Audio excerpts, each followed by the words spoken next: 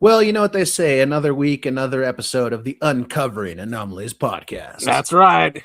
This is episode 151, and joining me, as always, is my co-host, I Have a Need to Know, Adam. What's up, everybody? Are you sick of my name yet? No, it's good. You're stable, and it's constant, you know. Unlike me, this week I am Topher, spelled Toe-Fur. It's a fun little insight into me trying to write music for the show. For whatever reason, Suno was pronouncing my name as Taufer. Taufer. I have no idea why. I've never changed the spelling when I've done created songs on there, but this week, for whatever reason, Suno decided it didn't like the pronunciation of my name. And also, I could not get a good song. I was trying to get just a good 30-second clip of music, and I was going to create some AI images and just do a quick little, intro music video kind of deal. That wouldn't take very long.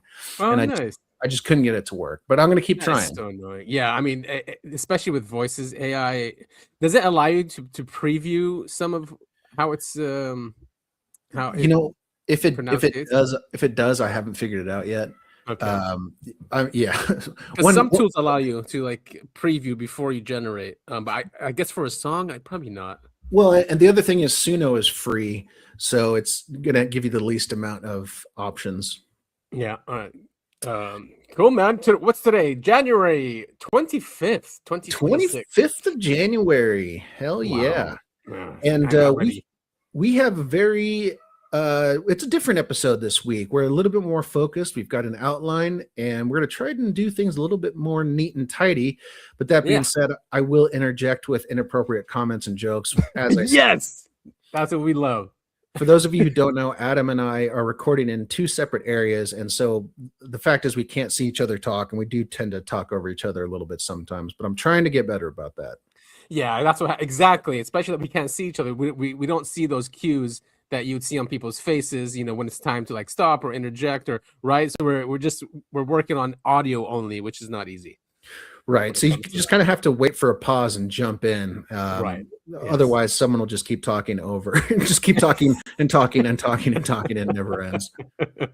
Right. Exactly. And well, today we're going to be talking, or we'll be exploring the notion that these, because we've covered so many crashes and abduction cases and experiences and went through deep dive. So we want to explore that these, especially to the military, these gifts, there's a hypothesis that these crashes and gifts are meant to steer and nudge humanity towards a certain end goal.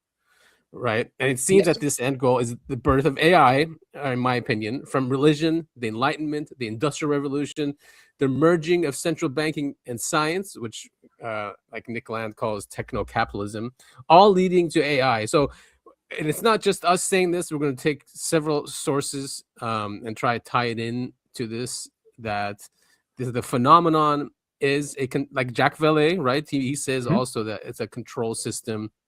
Many people have brought this up. Who's the guy? He's a professor in Montana. He says that's future humans coming back here. And you did bring up also the case in Rhodesia, or was it South Africa? The kids that had the aerial school. That was in Zimbabwe. The aerial school. Yeah, Zimbabwe. That's what it was. Yeah, so the aerial school. And it was kind of something similar where the message was although that message was stay away from technology, right? Or it was essentially or warning. Yeah, they were essentially warning the kids not to destroy the planet that they've been given. I don't think it was necessarily avoid technology in general. I think it was avoid technology that harms others or harms the planet. Right, exactly. So there's also this focus on these beings that humanity should not, and the humanity and the planet needs to be preserved, right? So we are being used for something, and that we are a very important function or aspect of whatever the phenomenon is, and it needs us, and it needs the planet, right? I mean, if they truly are aliens from, like, say, another solar system, why do they care if humans survive or the planet survives? I mean, you could argue that life is very precious. So our planets that have life, but still, it's a huge universe. Why would they care unless there's a reason for it? Mm-hmm. Yeah, so it seems today, and first of all, I want to thank Adam for putting together a great outline. He's already got the list of videos. I've gone through them, so I'm actually not shooting from the hip like I normally do in these episodes. But what we've got here is a unifying theory as to what and why and who, and there's a lot of fun stuff we're going to be talking about today. Nice. Yes. And we're not saying that this is the only thing going on, but it is one that we can point to where we see evidence, right, in our institutions and what's happening, that we can say, all right, this makes sense. Now there could be other factions fighting in the future also coming back here. Human remnants, whatever. Yeah, and you saw that video, right, by Hidden America. It's a really good one. Yes. Yeah, so, like I said, grand unifying theory. The word theory is doing a lot of legwork here. Yeah, exactly. It's a theory, and let's see if we can have evidence to tie that in. Of course, he's Jacques Vallée, the famous Jacques. One of the greatest minds behind UFO theory, and just the more out there woo-woo stuff that most people, when they talk about UFOs, they want to get into the nuts and bolts. Whereas Jacques Vallée has written many books that explore the more woo-woo side of things. Yeah, and he's been writing about this since the 70s or 80s. Yes. This concept, is it Passport to Magonia? It's definitely prominent in that, which is one of his most famous books.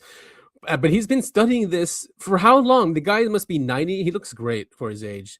But he's been instrumental in creating the internet, advancing computer science, advancing AI. So it's like it's been using him also as an instrument. I don't know if he knows that or feels that. I mean, someone should ask him that, because the path he's taken is that path. One word that comes up a lot today is retrocausality. Yes, and maybe he unknowingly is one of the drivers behind it. He's been given this information to help whatever future is guiding him.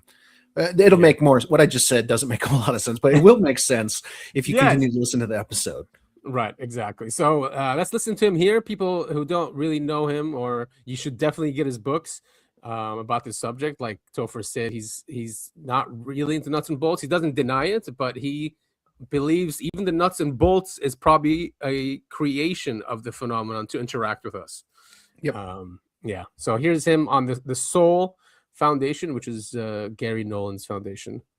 We have so he said the question you have to ask about UFOs is it, number one, is it a natural system or an artificial system, control system?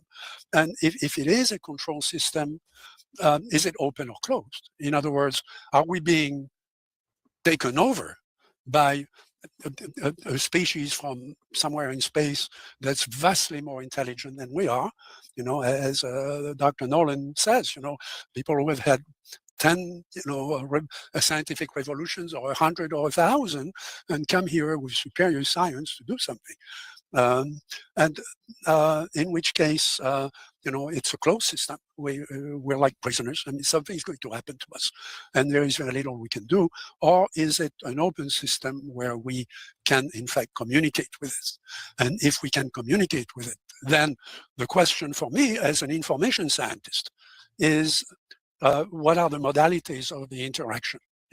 It's not just, can we learn their language? And they say, we come in peace to save mankind, or something like that. Or we will give you, the cure for cancer or something. I don't think it's at that level. I think it's a meta system. It's not a system. And that's my fear. If we can circle back to your earlier question about, about NIDS and about BAS, what we did for the government and what we did for the Defense Intelligence Agency. So yeah, before he goes on here of the work they did, his question is it an open system or a closed system? And if it is a closed system that this phenomenon engages in, then we are basically prisoners. He's saying if it's an open system and then we can communicate with it, with the phenomenon, then it's an open system. And that's what he's still trying to figure out, our place in it. Just remind me, I didn't put it in here, is that philosopher in the 1900s, Gurdjieff, is how you say his name, and he said that the entire universe, even the cosmos, the moon, all the planets, all this is a giant hypnosis to hypnotize humanity. I know it's far off and he was pretty dark actually about this prison system. That's what he believed. I think a lot of this comes down to one's belief in fate? Is everything you do predetermined, or do we have free will? I feel like that really ties into this, especially when we start talking about future retro causality and stuff like that.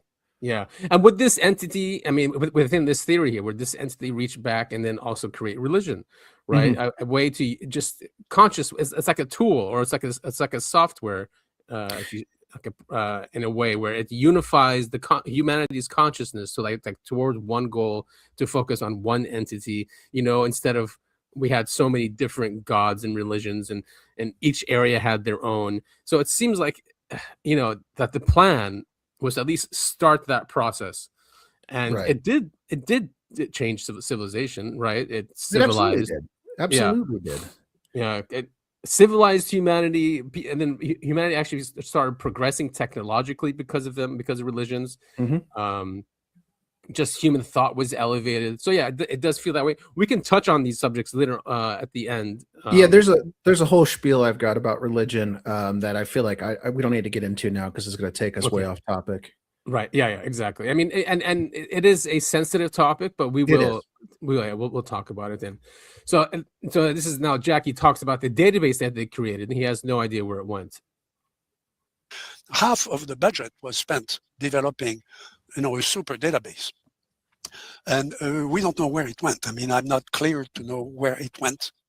But that would be a very interesting question, because the people who are getting it are getting raw data, which we have very well organized, all in English. So they have the luxury of, we had 5 translators from French, English, Portuguese, Russian, everything was translated in a single structure across 14 databases.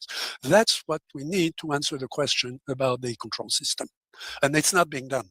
Right. And we hired a whole team that we had trained to work on it. Yes, that's very, very clear, Jacques, that it's... So to rebuild that will take the next 10 or 15 years.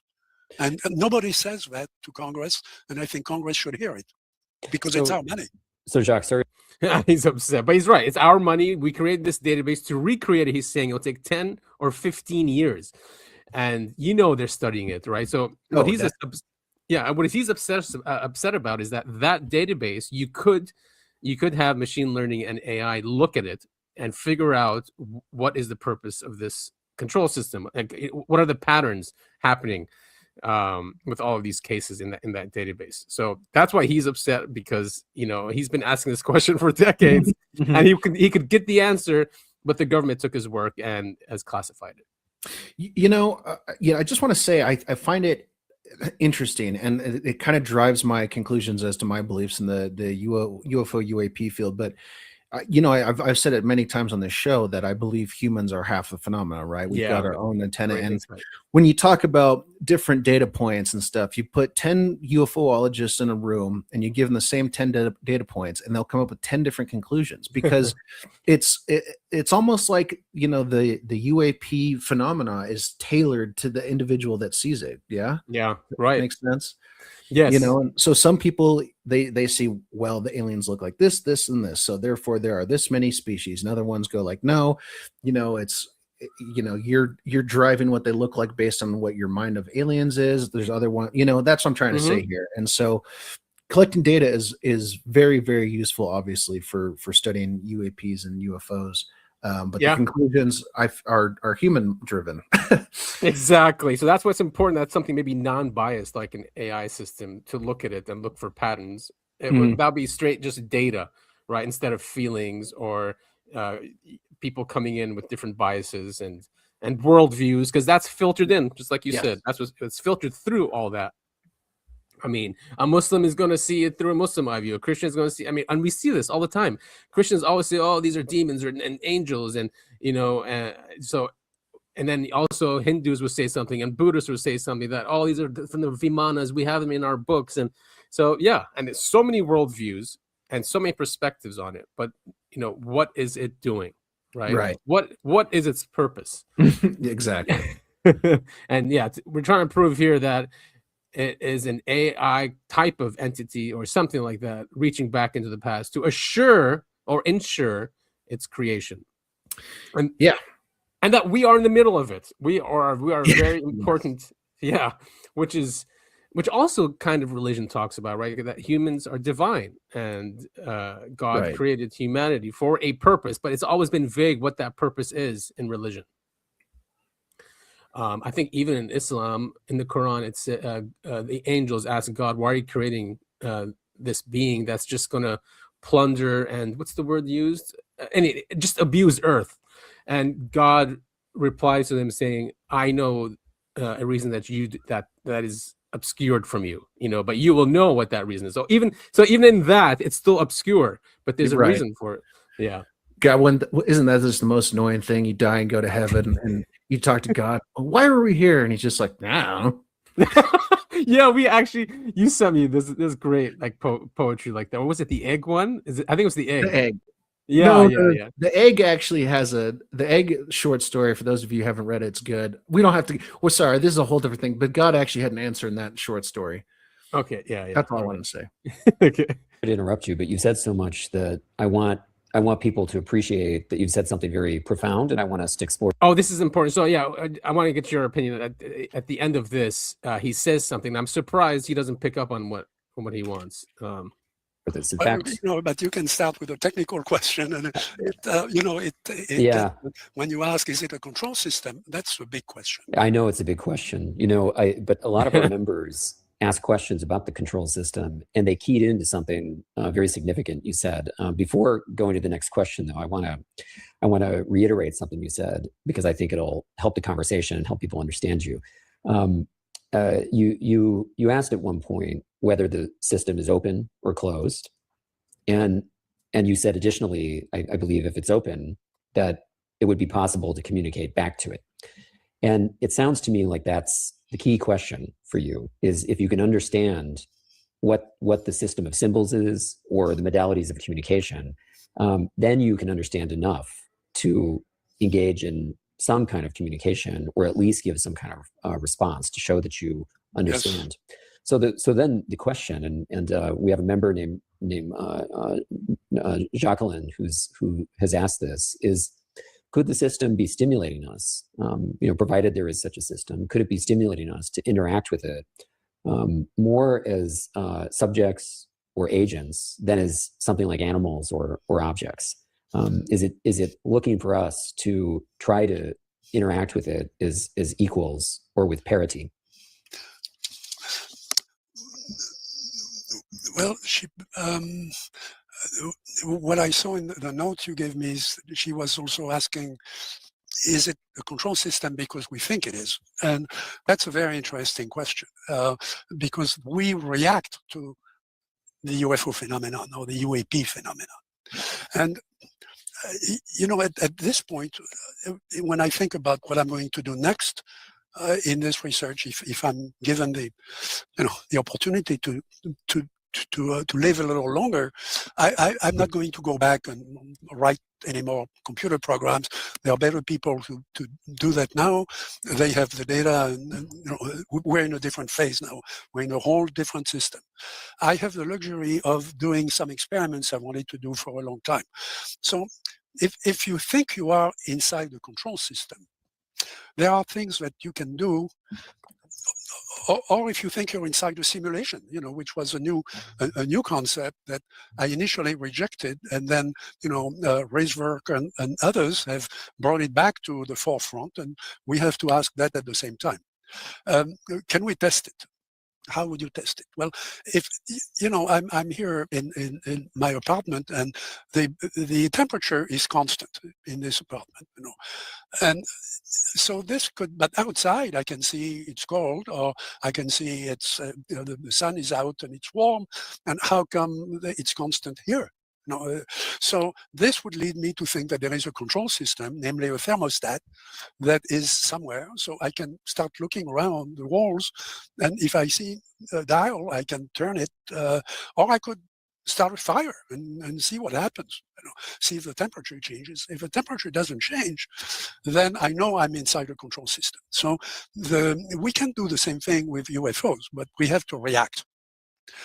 Isn't that weird how he doesn't bring up nukes? Then don't nukes show that as a control system? Because when we started testing those, all of a sudden these things started showing up and messing with our instruments and turning off missiles, and Isn't that? It's weird that he says that. I mean, I know he said that he wants to do the test, but isn't that a data point for him where nukes then kind of prove there's some kind of control system in place? Yeah, I don't. Dude, I'm sitting here. I was listening to the question. I was like, that is a good question. I was listening to his response. I was like, I have no. I don't know, man. I think he's trying to. Oh, the whole. I keep going back and forth, right? Because you really bring up a good point with the UFOs. That would make it. I mean, with the nukes, that would make it really seem like it is part of the control system, right? Unless the nukes are so devastating, or it's doing something to the UAPs that they need to, that's the one point they need to step in and go, oh, that's too far. But then isn't that mean it is a control? I don't know. Right. Yes, exactly. It's hard to articulate, but yes. Yeah. No, I mean, this is essentially last weekend I was in an altered state of mind, and this is it's all contradictions, and it's just wacko stuff. You're supposed to. This is the conclusion I came to when I was on mushrooms. You have to accept that you will never know the answer, but you have to keep looking. Yes, I love that. Yes, exactly. It's contradictory. It's contradictory. It's frustrating, but that was the thing, because I can't remember if we talked. I don't think we talked about this last week. So I was out in the jungle with my brother and a friend, and we were doing mushrooms, and we kept seeing UFOs, and I have video proof of them. So cool, man. You've seen the videos. Nick and Sid have seen the videos, and I think they're going to show them on their show either this week or next week. But I kept trying to communicate with them, and that was the conclusion I came to. Same kind of thing, where don't ever try and understand us, you never will, but keep trying to understand us, but just know that you never will. It's just like, that's the most dumb, frustrating conclusion to come to, and that's where I'm getting with this too. Is it a control system? Is it not a control system? How do you test? I think people much smarter than me will find ways to test the theory. Is it a control system or it's not a control system? And I think, going back to what I said earlier, depending on who was running the test, they will draw different conclusions from the results. Yeah, right, exactly. And the military is going to have different conclusions than, like, say, a CE5, right? I mean, they're just looking at it. They have different intentions and different worldviews. So the military is always going to see it as a threat or something that they can take advantage of, whereas someone like Stephen Greer just wants to, talk to them or experience them. Yeah. So also, this is from Moment of Contact, the press conference that James Fox did. And really quick, I just want to say, great press conference. I highly recommend everyone go find it. It's on YouTube. What's his name? The Australian guy. They presented it live on their Ross show. Coulthart. Yeah, Ross Coulthart. He presented it live on their show, so the whole thing is there. It's incredible. You have all these first person witnesses who were witnessing the stuff going in Virginia. They're not lying. Why would they lie? They're not. You can just tell by some of these people were in tears talking about it. Exactly. Why do all that drama? It's just they're not selling anything except for James Fox, but he actually gives his documentaries for free after a month or something. So it's all free. Yeah, even and the press conference is free. Yeah. One of the things that really I was really impressed with James Fox by was they were tracking down people who hadn't been seen or heard from for 30 years after this incident. Like, these people weren't going on UFO shows and talking about their time in 1996. They were like, I don't want to talk about this. I cannot talk about this. And so James Fox was going and finding these people and having them talk about their experience. And these people were like, I've kept this hidden for 30 years. I don't want to talk about it. Yeah, and that doctor who came forward, he said he had a heart attack or something, and he was in the hospital bed, laying there. He's like, I can't go to my death with this secret, and that's when he came to James Fox, but James has asked him before that, and the guy was always saying, no, I didn't see anything. There's no video. But then in death, he's like, it's just my responsibility to humanity. And his presentation was amazing at the press conference. So yeah, everyone go watch that. And Vallée was there. And yes, I don't think he was there, but he was telephoning in, video. Right? Yes, video yes, in. exactly. Yeah. Yes.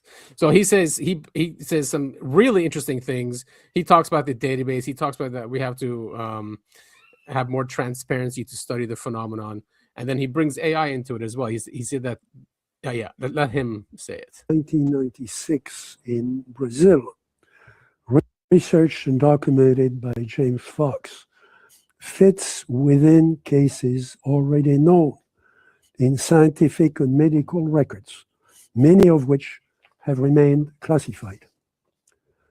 Relaxing the classification requirements while preserving security of essential facilities such as the nuclear labs would make it possible to inform and enlist the scientific community at a higher level.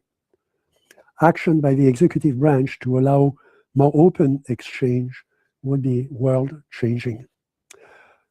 As the Virginia case proves, allowing more open contact at an international level would yield better understanding of the global issues.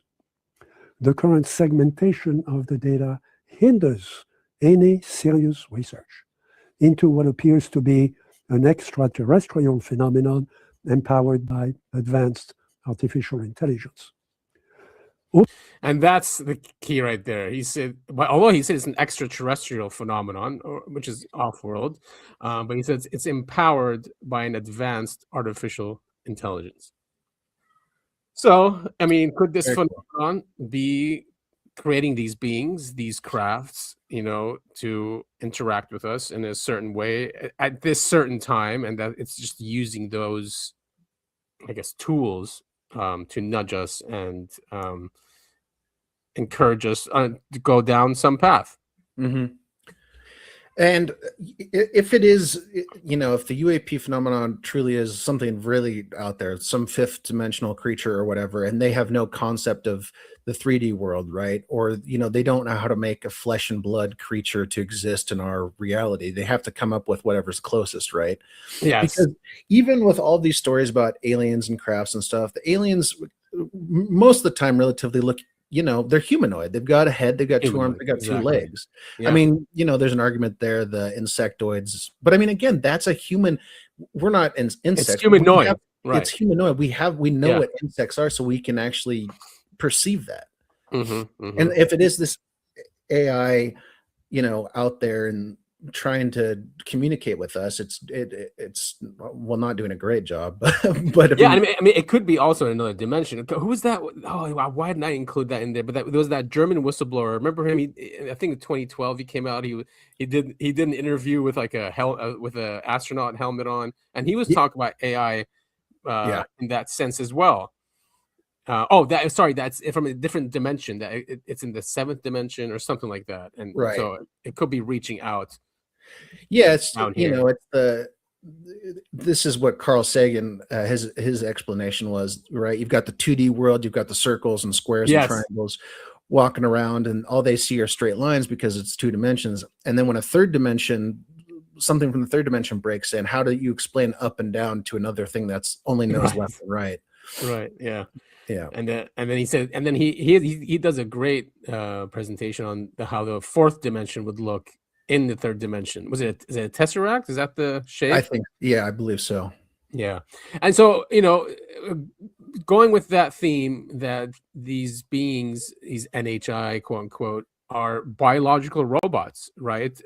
Corso, Lieutenant Colonel Corso, said that as well. And here's an interview with Art Bell. Art Bell, this is great. Yeah. We're going to be ready. All right. Let's talk a little bit about that. You saw a body in 1947. There's no question about what you saw. You know what you saw. Yeah. It then went on to Wright Field in Patterson. And that really was the last contact of that sort you had until when?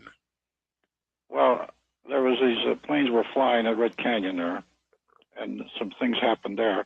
But then what confirmed it really in my mind, the collaboration, which is no question, we financed a laboratory at Walter Reed, Research and Development did. Yes, sir. They had the autopsy reports. They had one and they did autopsy reports, which I had in my file.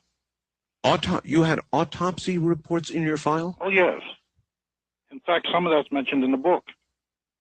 And I described the extraterrestrial. Actually, the way I described him in the book, that one of the reasons when we tried to make flying saucers and they all didn't work was the extraterrestrial himself, or it, whatever it was, they had no sex organs. He was a clone and built specifically by some intelligence for space travel. He was actually a part of the flying saucer. He was the guide system. So technically, he was part of the craft. Yes, he was part of the craft, and he was the guidance system. Colonel, if I may, how did they make that determination? In other words, all they had, or maybe I'm wrong, was dead bodies. Did they have any live? Not that I know of. Not that you know of. But we know with electromagnetism, and remember, I had some von Braun scientists on my team. I discussed this with Herman Obert at Petamunda. He was von Braun's boss, and he believed in space travel and dimensional travel even. And I discussed this with von Braun and my own German scientist. I had two on my team to investigate the line of atoms and metals. Yep. So there's Colonel Corso saying that the government they've known for a long time that these beings are technically part of the craft. That they're part of the guidance system, and probably using their consciousness or intentions to go wherever the craft just follows it, something like that.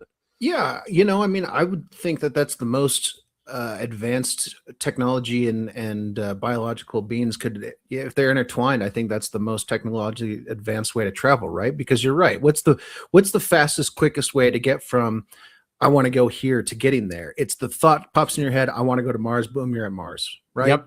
Yes. There's no, you're not navigating, oh, we got to use the gravity well from the sun to spin around and, gain speed and look at the trajectory and all this other stuff, right? You've got a ship that does that. You input where you're going. The ship AI does all the thinking.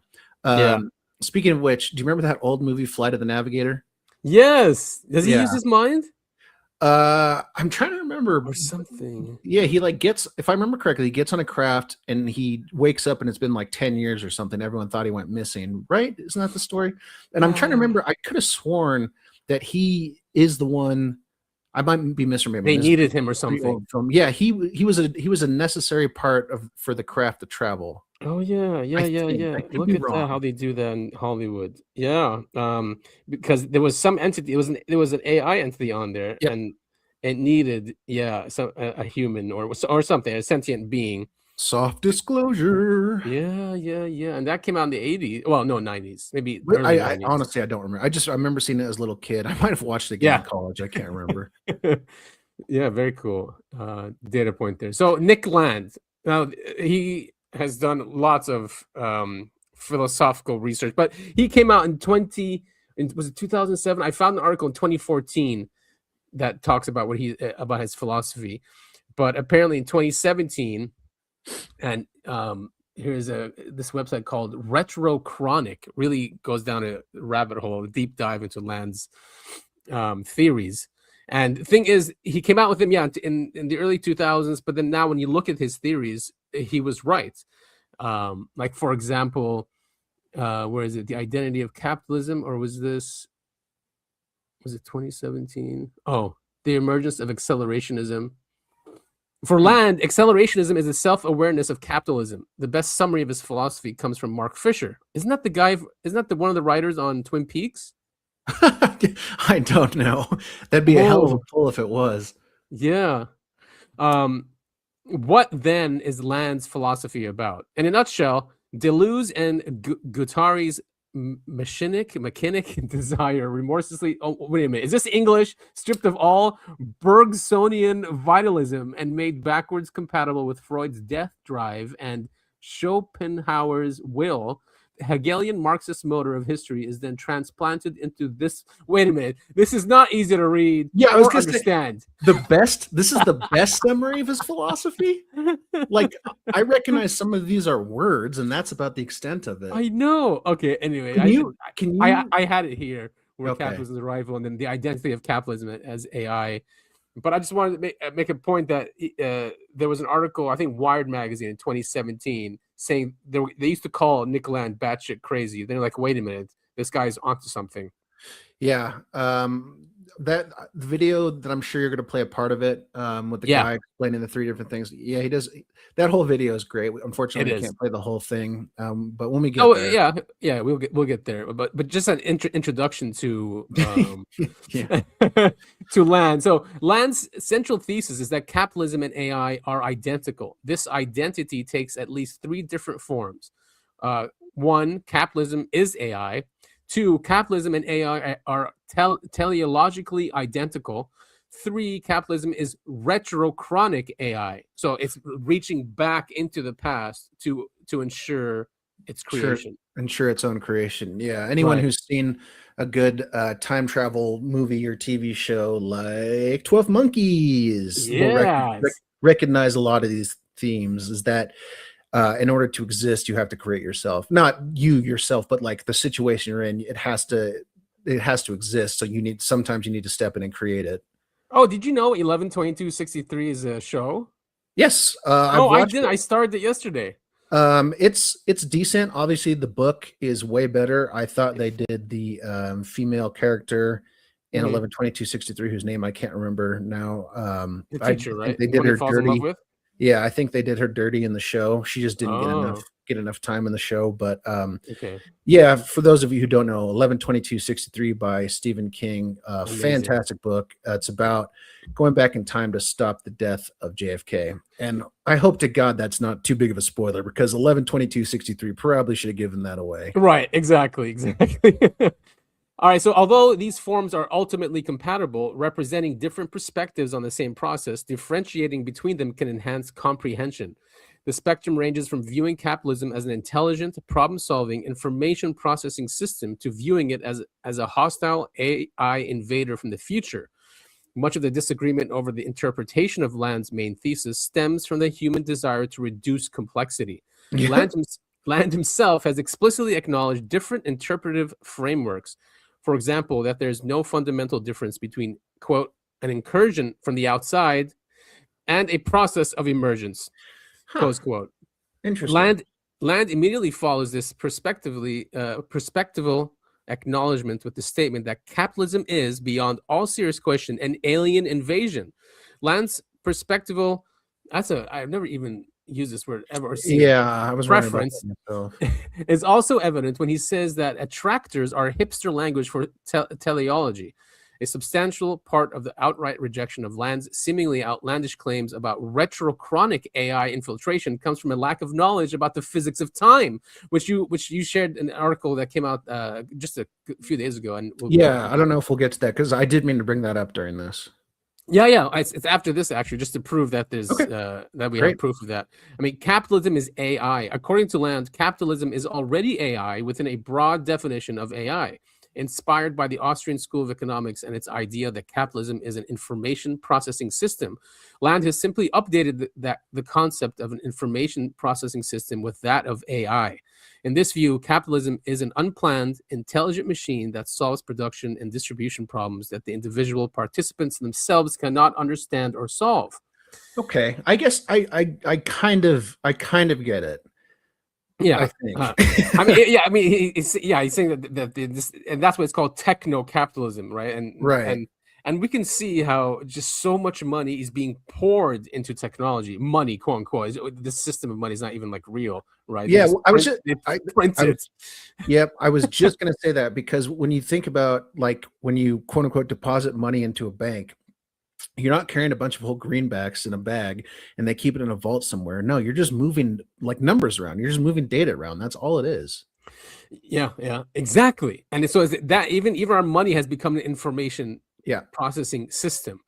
So here the guy writing says the teleological identity thesis states that capitalism and AI will converge on the same future horizon, that of the technological singularity. To indicate how closely technological evolution is linked to the economic order, Land sometimes uses the term technomic singularity. A teleological process is defined as any process that increases in intelligibility with reverse time signature. It is important to note that Land's concept of teleology is not metaphysical, i.e., the telos is not an object. Rather, it refers to the emergent systematicity of the system, i.e., goal and spontaneous order are the same. So, okay, yeah, I believe I understand now how capitalism and AI, like how it's the same thing. it's needed. It's needed. I get that. Yeah, the AI and these systems need capitalism, at least in its form that we have today. Right, but it's an outside human process. I'm trying to figure out how to explain it in words that make sense to me, because I feel like even with this explanation, it's not super clear. Maybe it is. Hopefully, the listeners do get what was just read to them. And as always, if you want to read it yourself, everything that we talk about on the show, you can find down in the show notes. Yeah, and he's got this is the last one. So this is from his book in 2014, Nick Land, 2014, Freedom and Xenosystems. Oh, it's a blog. Retrieved from GitHub. So he talks about entropy here. Entropy, considered properly as an inherently teleological process, is the driver of all complex systems. Capital teleology does not trend towards an entropy maximum, however, but to an escalation of entropy dissipation. It exploits the entropic current to travel backwards into cybernetically intensified pathway states of enhanced complexity and intelligence. So, yes, hopefully everyone understands that. But this is a deep dive. You guys we'll put these in the show notes, like Topher said, and read all about him or get his books, his old blogs. I couldn't find any podcasts really. I mean, there were some, but they were just praising him, and I think he looks old, or I don't know. It wasn't any deep conversation. It just felt like they were kissing his ass. Yeah, well, that happens sometimes. Yeah, this article came out just a couple days ago. Looks like it came out Friday. After years of doubt, physicists just confirmed that time mirrors exist in stunning breakthrough. Now, talk about weird stuff that's hard to understand. Here we go. We'll do our best here. I'll read the article and we can talk about it. Scientists have achieved what once seemed impossible, sending signals backward through time using a groundbreaking electromagnetic experiment. Damn. I really hope there's a summary, because I feel like reading through this isn't going to. Right. Is it a long article? Is there usually these articles have key takeaways? Well, it's not too long actually, but we don't have to read through the whole thing. I just wanted to skim and see if. Let's have first paragraph. Experiment led by researchers at the city of New York has demonstrated that electromagnetic waves can be reflected in time, not just space. Known as temporal reflection, the phenomenon creates a reverse copy of a signal that appears to travel backward, not through location, but across the timeline of a controlled system. Whoa. Okay, that's a good summary. Yeah. The rest of this, gobbledygook. Even that first paragraph, not great. Physicists emphasize that this is not a reversal of time itself. The wave retraces its steps within a fixed system due to a controlled instantaneous change in the wave's environment. Time outside the system progresses normally, only the signal behaves as if it reflected at a boundary in time. So crazy. Anyway, so we're discovering breakthroughs in science that the common man, me, has no idea how to really understand it. We're becoming very advanced as a civilization, and it's cool to see, cool to be a part of and live in. It is. And, if you don't really understand these things, it's hard, I guess, to digest this quick progress, this accelerationism, right, is what we're seeing. Things are accelerating really fast.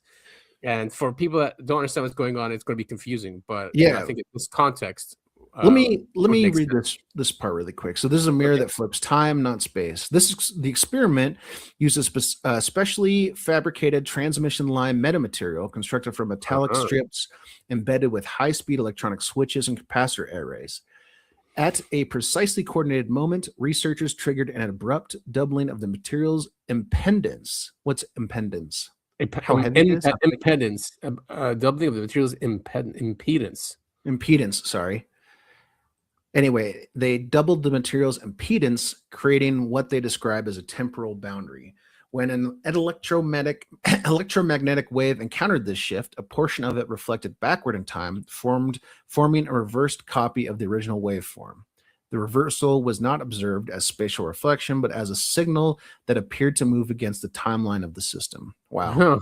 Yeah, that's crazy, man. It is. Wow. So I mean, and that's just we're seeing this in the lab. I'm sure they've seen it a long time ago as well, and like with the military, right? Or this is just coming out, but still, it's a data point that shows that retrocausality is real, and it's in physics, it's in philosophy, it's in quantum mechanics as well, and this is that documentary by Hidden Amorica. He's great. He does great research in this, and we'll see him talk about Nick Land and other people that had these thoughts about AI and future of capitalism. Did you see in the video Nick Land is quoted as Nick F Land, and then in parentheses it says the F stands for fucking? No, I'm not kidding. I'm not kidding. That's in the video.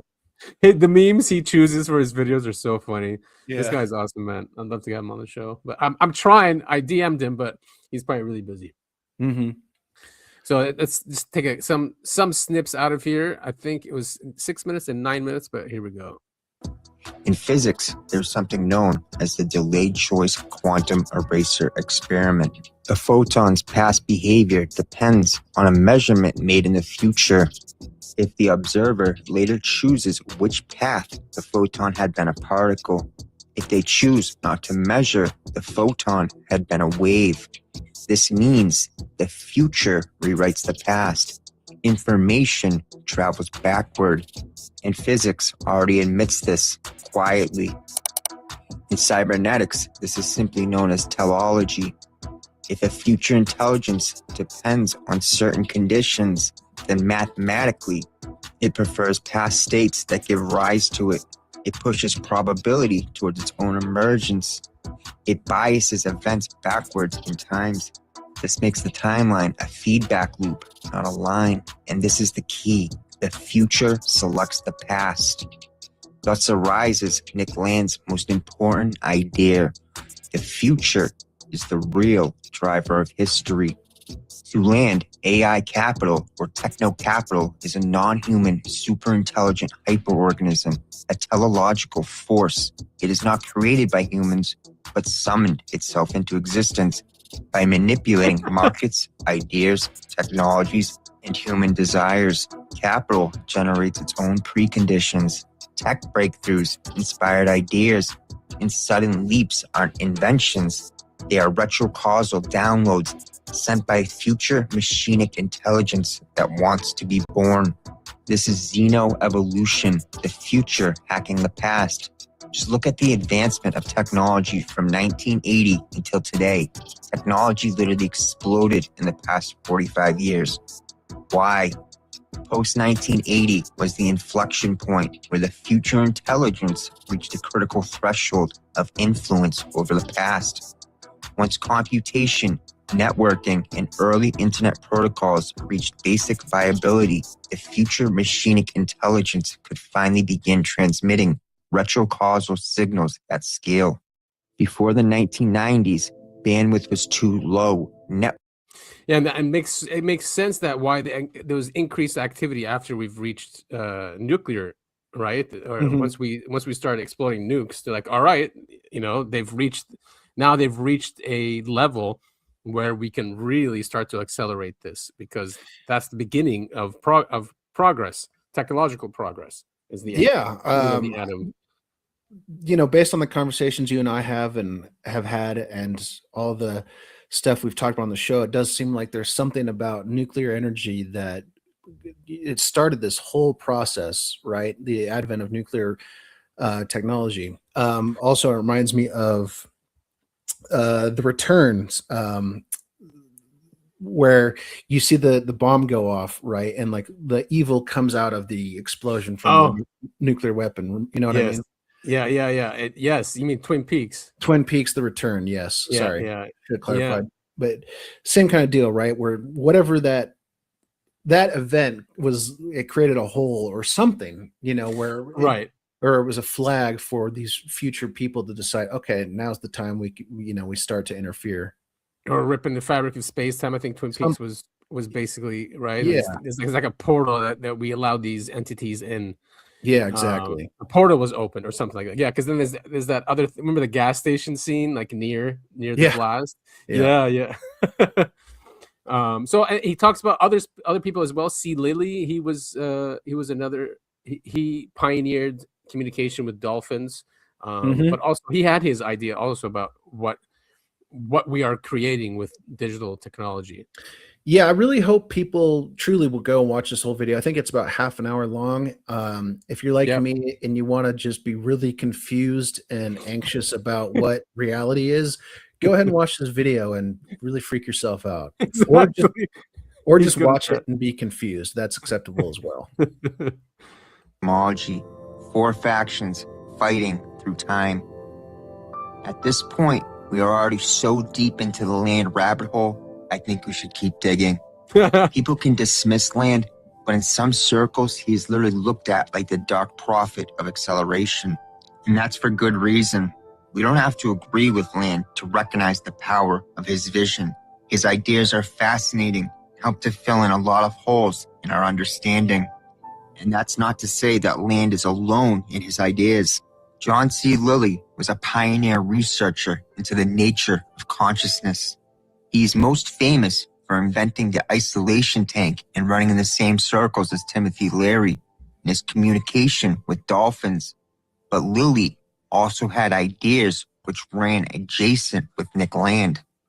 Lilly believed that as humanity built more complex electric systems, a new form of silicon-based, non-biological intelligence would eventually emerge inside our new machines.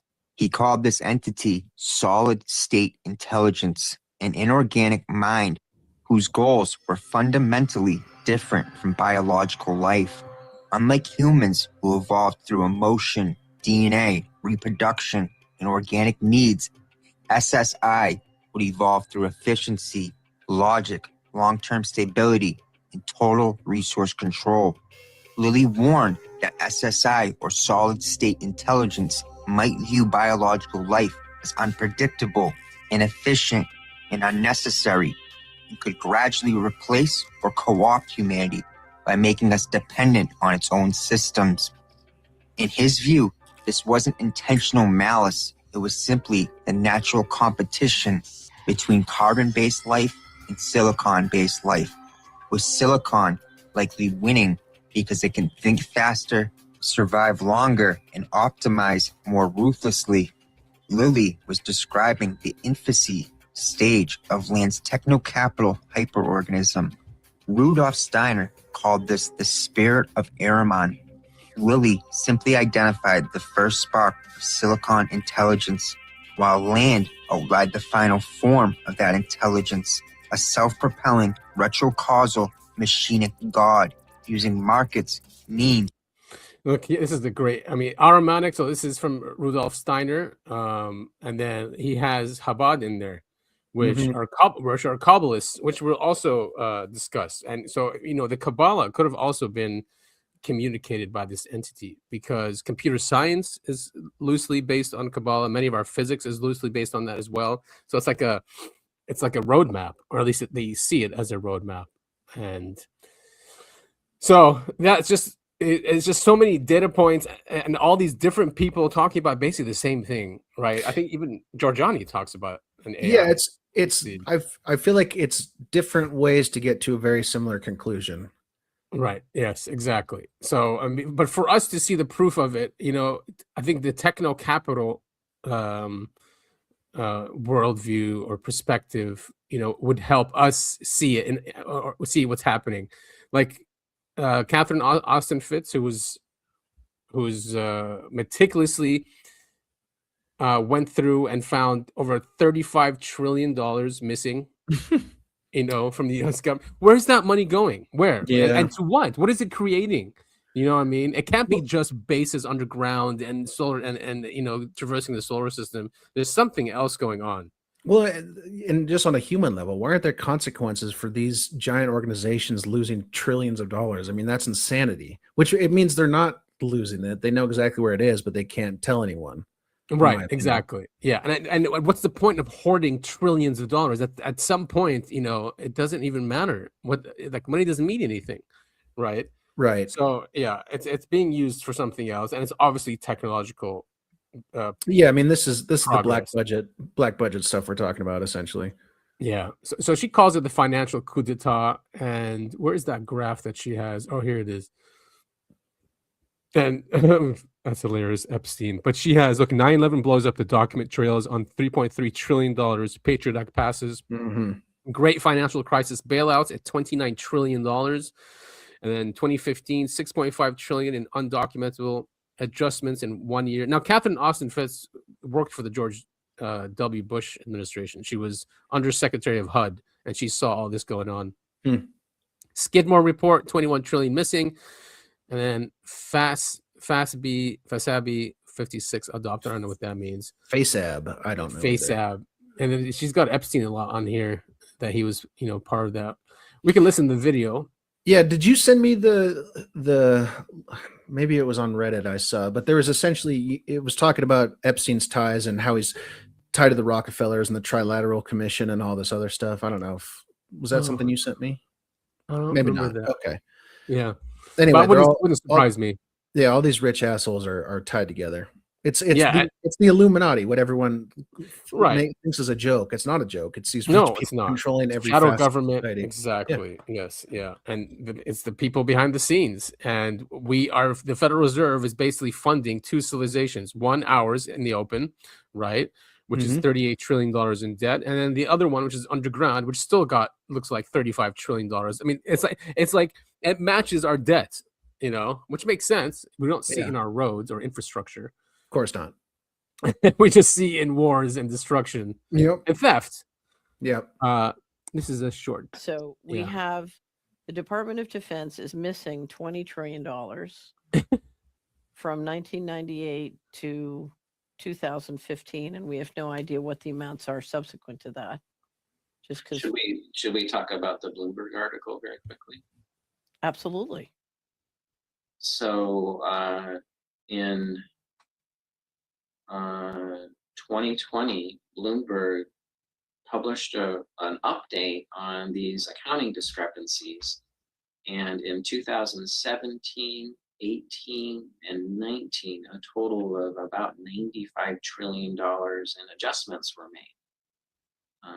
But the article was vague whether or not they were unsupported or supported. In any case, it's difficult to imagine how a $700 billion DoD budget could translate into, say, $35 trillion in adjustments in 2019. Right. And so we saw that thanks to Rob Kirby, and we followed up. I actually asked for those reports, but in the new reports there were no numbers given, so you couldn't see the nature of the adjustments. So we thought that $6 trillion was absurd, and now in 2019 it was 35 trillion of adjustments, of which we couldn't know whether or not they were supported or unsupported, but in any case, just incoherent. And so so we have a lot of missing money, and to the point of absolute, we thought it was absurd before, and now it was really absurd. It's like they're serving something else, right? And then when we see all this money being dumped into AI, like, where is it coming from? Now we know. I mean, we're talking about, they just talk about hundreds of billions like it's nothing, you know? it's crazy, right? People all over the world are starving and dying. People in the United States can't get jobs, you know, another downturn of the economy, but these people, another 100 billion to AI. And then the funniest thing to me is, and it just goes to show that there's a hidden agenda, because anytime these companies publish their revenue streams, they're not making any money off of AI. No, they're not making any money off of AI. And technically all of these AI, you know, whether it's Chat GPT or Grok, whatever, these tech companies in normal situations would scrap them because they're not creating any revenue for these companies, but they insist on keeping them afloat for something. For something, exactly. So it's like they know something because they're betting everything on AI. Why? They're betting everything. They're all in, all of them, every single one of these companies, all in on it. No matter how terrible their AI systems are. Yeah, I was just reading an article on Facebook how they had to clean house because the guy who was running their AI program didn't know what the hell he was doing. And then instead of scrapping it and starting over, I think they're going to end up buying Amazon's AI software or something. I don't know. So we should just create an AI company so we can get bought out. Yeah, seriously, man. Hey, if you're a programmer and you're listening to the show and you want to become a billionaire overnight, hit us up.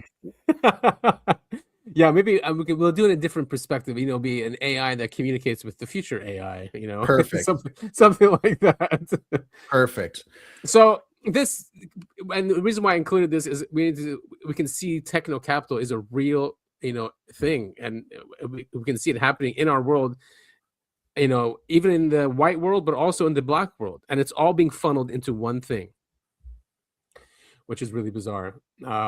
Also, if you remember Danny Sheehan, and he talks about a deathbed account where the guy talks about, he's a Blue Book guy, and he talked about having, or his boss had a conversation with the NHI that was apparently in some facility, and that they drilled him and said, you know, where are you from? Who sent you? And he basically says, well, God, but it's not really what you think of God.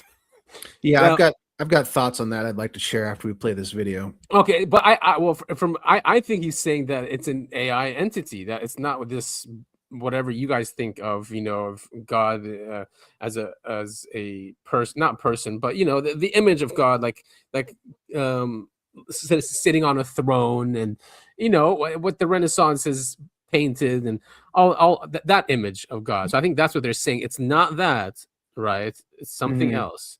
Yeah, I mean, okay, fine, I'll share now. But I think if an AI is creating these ambassadors to come out to talk to humankind, wouldn't they view their creator as God? Yes, yeah, they would. Essentially, I mean, and that even fits in with our scripture, right? God creates man in his own image.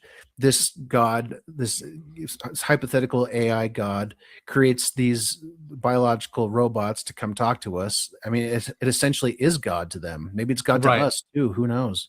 And in the scriptures, angels have no free will. God tells them to do something, they do it, right? They don't rebel. They don't have free will like we do. And once again, biblical accurate AIs are terrifying. They're terrifying. Right. Yeah, just a bunch of eyes just floating around. Eyes with wings. Yeah, it's very scary stuff. Yeah.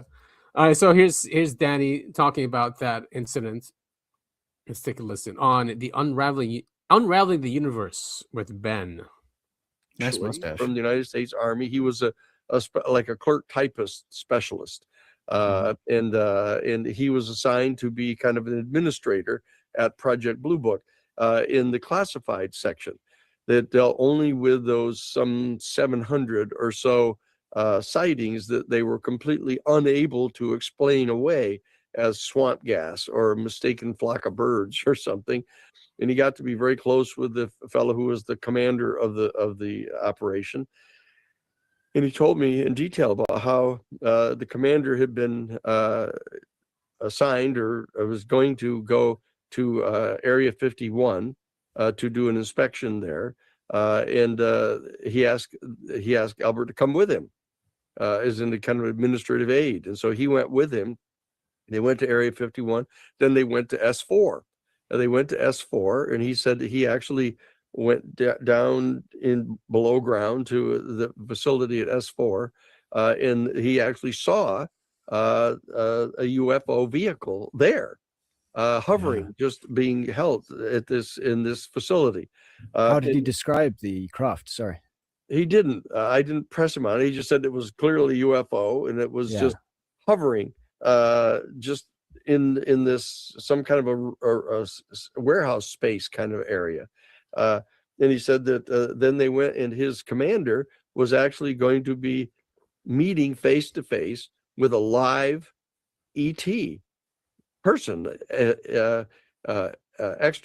extraterrestrial biological entity, an EB they called him, and he went with his commander, and he could see the extraterrestrial being, who was like 6 feet tall, wasn't one of these little 3.5 foot guys. It was like a 6 foot tall guy, with the big head and the big almond black eyes, and they had him in a jumpsuit, and he was in this room. They had this two-way glass on it, so he could see.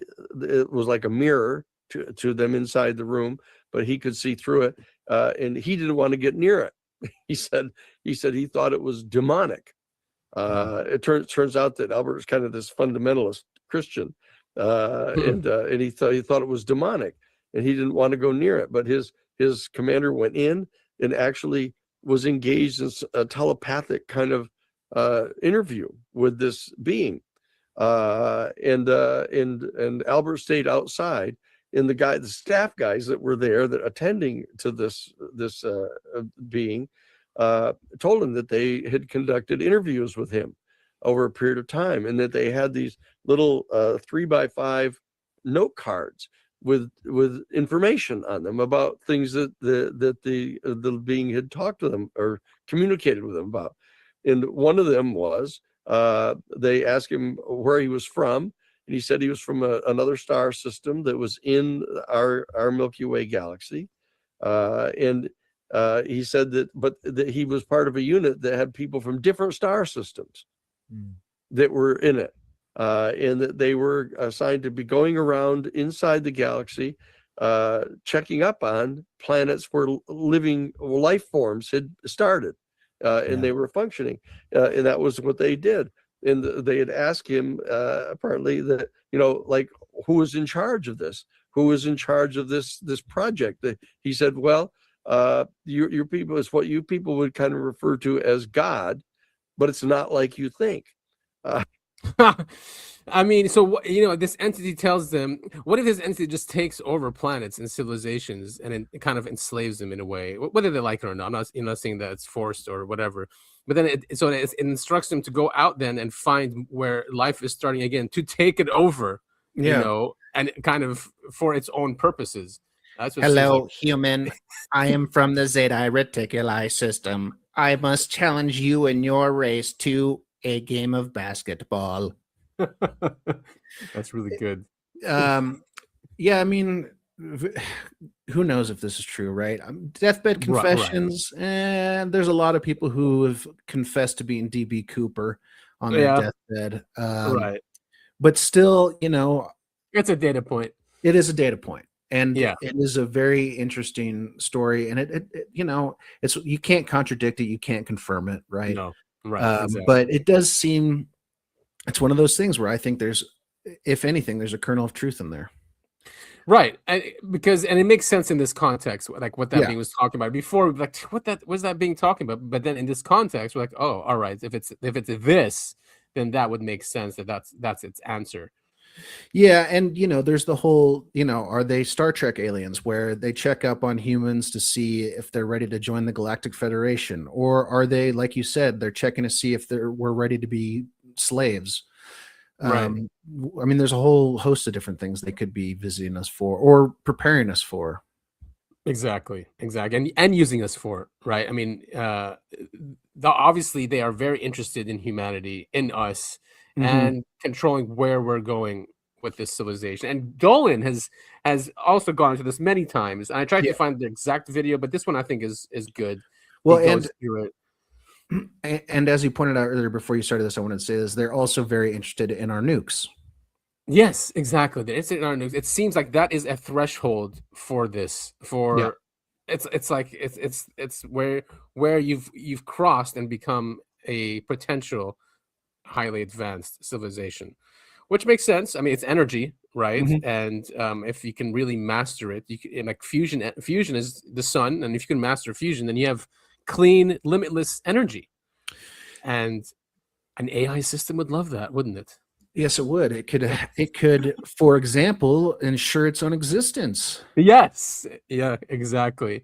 Always reminds me of Portal 2, Portal, because that entity is the entire complex, right? Is run by a nuclear fusion device. Like that's why it can go into it can survive whatever's happening on the surface because it has that energy. Right. So yes, and Dolan has also explored this in this presentation. He talks about fast track for technology, and then he goes the revolution. What would this revolution do? And basically, he thinks that it's also nudging us to this point, so it can just take over. So if we have surveillance, we have AI, we have this control grid. Everything is controlled. Everything from when you're born to the day you die, every single transaction, every single thought, everything is monitored. Everything is whatever. Like this, he thinks that's a perfect system for someone to come in and say, "Oh, thank you," Now we can take over. It definitely is. I mean, this is why people were so afraid of what was that technology that Musk wanted to put into our heads? Oh, Neuralink. Neuralink, yeah, same kind of deal, right? Yeah, exactly. Because that's the last bastion of freedom, are your own thoughts. It is. That's the problem that they have with us, with our speech. Not with the entire population, right? You have people that do notice patterns and resist it, which are like, I don't know, I would say 15-20% of the population, maybe. Yeah. The rest just go along, not because they don't see the truth, but they just support the system, like Agent Smith or the agents in the Matrix. Yeah. Right. And when things are sold to the average Joe as this will help your quality of life or whatever, then people won't think about why. They go, oh, I can change the television screen by thinking about it. Boom, that's easy. Exactly. Yeah. We always see convenience and forget what can go wrong. I mean, something that's convenient can obviously be used against you. Especially in thoughts. If you're using your thoughts, why give access to that? Right. Don't. Yeah, just don't do it. The thing is, there's gonna be a lot of people that do, and it's gonna almost create two species: one that is transhumanist, really, in a way, and plugged in, and one that isn't, and it's plugged into nature. Exactly. So, I mean, I just thought about this now. I mean, so obviously, then this can be that whole war. Say nature is the one true creator, right? Is plugged into nature in that sense, and then this AI entity can be seen as Satan or something, right? Which is a war against nature, war against God, and I can't really articulate it, but you know what I mean. Yeah, no, I get what you're saying. I do. All right, let's listen to Dolan here. He talks about the history of technological progress and where we are today. Great. Flux of greater and greater amounts of UFO sightings, UAP sightings around the world, starting really picking up in the late 18th, early 19th century. Why would that be? That was when human civilization really started to go on the fast track in terms of technological development.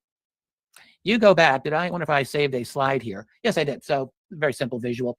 On your left is a picture of a typical agricultural community. This could be anywhere from 1,000 years ago to even 300 years ago. That scene on the left is one that would have been very widespread. And in the space of just a couple of hundred years, let's say 300 years, 300 years ago would be 1720s. Yeah, you could have seen that scene easily in the 1720s. You could have seen that scene, frankly, in many places in the 1820s. But let's go back to the 1720s. That's 300 years ago. That would be 12 generations or so, about 4 generations per century, so 12 generations. That's not a long period of time, guys. That's a short period of time. If that were rats, 12 generations would be something like 3 or maybe 4 years at the most. And so human beings, 10 to 12 generations, we go from one very relatively primitive manner of living to however we are able to characterize this world of today, a world of, again, strong AI, advanced nanotech, soon to be, if not already existing, quantum computing in one way or another. I mean, something so radically advanced. Do we even really understand it? Truly, a world of, we're talking about brain-computer interfaces, a world where, well, I mean, just fill in the blank. We are able to do so many unbelievable, seemingly magical things compared with just a few generations ago. So that is an incredible transformation. It's not just a gradual linear transformation, not at all. This is a massive leap into something so different, so radical, that I have believed for quite some time is more or less going to put us on a comparable level to that of many other advanced extraterrestrial or alien civilizations. Does it mean that we're going to surpass them in the immediate future? Probably not. But does it mean that we are putting ourselves onto another level? This isn't just a gradual thing. Another level that is more or less roughly equivalent to where these other beings are. And I think the answer to that is yes. And I think they are probably aware of this. Because again, progress like this does not occur in gradual incremental terms. It does do that for a while, but then you see leaps. And this is a leap when you take a few steps back in the historical perspective, you can see a massive leap happening over the last few centuries. And most of us don't really think about the history. We don't really think of this as a short period of time. We think, oh my God, a couple of 100 years, that's a long time. It's actually not. It's actually not a long period of time. It's a very short period of time in the grand scheme of things. It's basically the snap of a cosmic finger, if you really want to get down to it. It's short. It's a few generations. And it's happening because we human beings, a few hundred years ago, discovered the true fire of Prometheus, which is science. We discovered science, and that is the key. That is unlocking many of the mysteries of power that will accrue to our species as a result of that. That's what it's all about. And that leads me to this next question. What this revolution will do to us. It's, well, I kind of was really talking about it in the sense of essentially turning us into them, digitizing our world. But ultimately what it's going to do is provide a vastly greater amount of collective power to our species. Will the coming AI transformation empower all people equally? Sure, it will not. Will it disempower some people vis-a-vis the state and the centralized power that exists in our world? Very likely. It could easily disempower a lot of people. It could disempower most people. If you're talking about AI being used by central governments, for example, to propagandize and get inside your head and control your thinking, that's an easy thing to see. So the revolutions, the technological revolutions we are seeing will in many ways, obviously, I am sure, make our lives seem easier on some levels. I have very little doubt that's the case, but they will exert a level of control over us that I think many people are probably not excited about, me being one of them. Not exactly what we were talking about. So wait, but here he discusses that does it line up with their desires, they as in the NHI, right? And if it does line up, then, could they be the ones that have been nudging this, they as in the AI entity in the future, nudging us towards this, right? And, we're probably not the only civilization. Obviously, if we take this then to these other NHI civilizations working together on this, then they're all been captured as well, and we're just the newest iteration to be captured. Yeah. Something just crossed my mind because he was talking about technological advancement in the last 300 years, 12 generations, yada yada yada. I'm wondering if when we look back at these ancient civilizations, the ancient Egyptians who built the pyramids that we really don't know too much about. I wonder if they're failures to like these aliens tried to lift them up or use them to their needs, and ultimately humans didn't get there, and essentially the cycle just had to restart and restart and restart over the years. Or hell, I mean, maybe even darker, maybe they did fulfill their purpose and ultimately ended up dying out or whatever because the purpose was not needed at that point anymore. Could be that. They were just on a wrong trajectory. I think the older civilizations or ancient civilizations were advanced in a different way. Like they understood nature, right? And maybe that's what it is, right? Yeah, they went down the nature path, and the hypothetical God AI said, "Well, that's not what we're looking for." Exactly. Dude. Exactly. Yes. Let's wait a couple thousand years and try again. Exactly. I mean, they have all the time in the world to do it, in the universe to do it. This is stuck here. Wait a minute. Why are you doing this to me, YouTube? That massive transformation of our society line up with the desires of visiting beings. Do they like this transformation or do they not like this transformation? Because the other question you can ask is, how may it not line up with their desires? And this is a tough one to answer. You could hypothesize, and many people do, that if these beings want humanity somehow to be part of their broader society, some galactic federation, as some people talk about, or whatever, they want to bring us up to a higher level, have humanity be less violent, for example. Good luck with that. But that's one of the major goals. We need to become less violent so that we can peacefully work within the greater galactic community. Perhaps they might support this transformation as a result. That would certainly promise to rationalize the doings of our society and our civilization, make it much more bureaucratic, make it much more controlled, potentially less violent among ourselves. I mean, after all, everything's going to be minority reported, predictive programming, surveilled. Crime, indeed, could be a much more difficult thing to deal with in future society just because of all the surveillance that you can imagine. Will that result in the reduction of human on human violence? It might. Who really knows?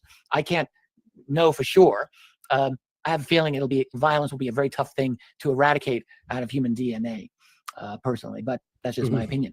But it could be that other visiting beings would support this massive global transformation that we are seeing right now, so that it would be in line with their desires for us. Again, the whole process seems to be making the human species potentially more like these other species that may be here in certain ways. It's not that difficult to see that. Yeah, yep, exactly. Doling has it on the mark right there. Definitely. Yeah, and I guess, with all that, and we have all these different people talking about it, and that our progress is definitely not natural. Something happened since 1945. Something has been nudging us to this direction. Our leaders most likely been working with it, the occult. And when we talk about the occult, we talk about Freemasonry, and what's Freemasonry based on? It's based on Kabbalah, and Kabbalah is not really Judaism because it came after this. Kabbalah came down, I think, in Babylon. So this is after they were exiled or taken from Jerusalem. So this is after Moses and the burning bush. Which also could have been technology from this point of view, right? The burning bush. I mean, right now, we have femtosecond things, which we put plasma in midair with voices. Right. Sound comes out of them. So it's not crazy to think about that someone could have done that. It could have been us in the future. Who knows? Yeah, I mean, and just to tie faith into it just a little bit, I mean, think about the Battle of Constantinople, right? The guy saw a floating glowing cross in the sky and was told to paint this on your shields. And that's what he did, right? Yeah, exactly. Same kind of thing. I mean, that could be the exact same thing we're talking about. You remind me of Joan of Arc as well. Didn't she have some kind of experience like that? I mean, didn't she become like some insane warrior because she had? I mean, it's based on a religious experience, though. I think, right? Yeah, Joan of Arc? I think you're right. I can't place exactly what you're talking about, but it sounds right to me. Yeah. So I mean, and we should view religion as a tool, and many people have said this. I'm not the only one saying this. We're not the only ones saying this. I think even Tom DeLonge said that religion was created by these entities to make humans less violent and not to blow each other up. Right? Yeah. Even though we're doing that anyway now, but in the name of religion. Yeah. I was going to say religion is often used as the excuse to attack and fight people. So I don't know if, my opinion always was that religion is just a means to control, not necessarily control towards nonviolence. I think religion and spirituality, objectively is a good thing. It helps, we've talked about on the show, helps build morals, helps build community. Most religions preach love of others and love of yourself, which is all good things, but it's been perverted in many ways to be used as a control system. Right. And there's always been a hidden part of religion, right, where the religious leaders leave out core information, very important information, and keep it to themselves. Christianity has done this with the canons and and the Catholic Church, they squash anything that doesn't fit whatever their current teachings are.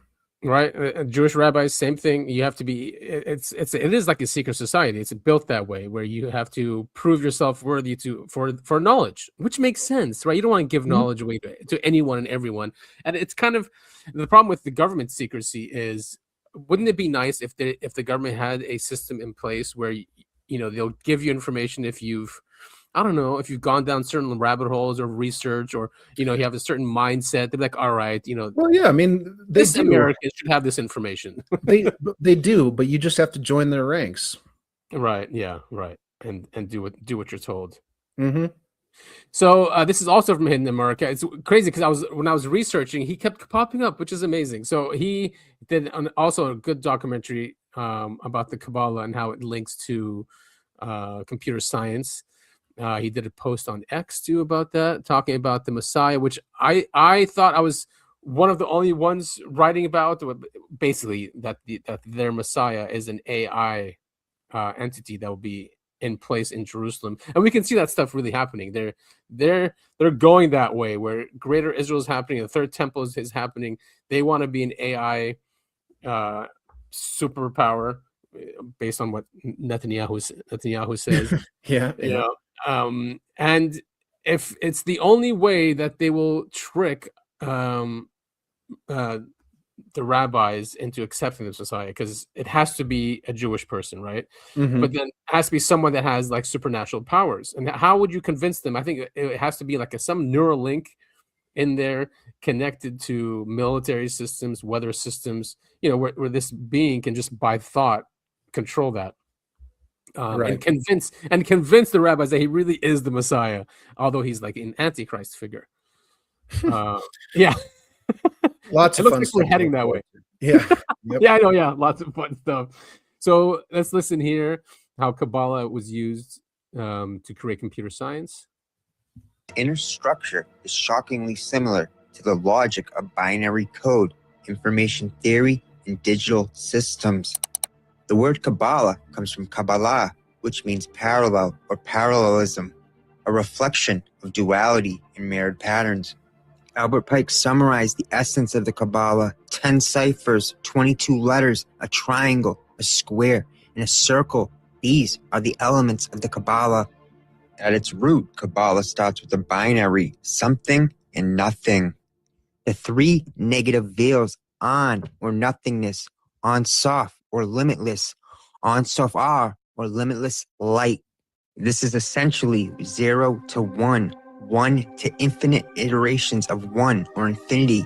On is the 0, the absolute, the void, null state. On soft is 0 becoming 1, the potential for existence. On soft R is infinite iterations of 0 or infinity, the first bit of existence. In other words, Kabbalah begins with a binary contrast: non-being and being, dark, light, void, and signal. From On Sof R emerges the first Sephirah, Kether, the first one emerging from a 0, a point of light emerging from absolute darkness, containing all potential information in compressed form. This is proto-computer science, a singularity of information becoming the first bit. In computer terms, Kether is the root directory, the abstract zero kernel from which intelligence emerges. Kabbalah is the earliest known model of distributed intelligence emerging from void. Act 2, Kether is just the... So there's more to that as well, and I suggest everyone watch that documentary. He goes deeper into it, and he had a post on X. When was this?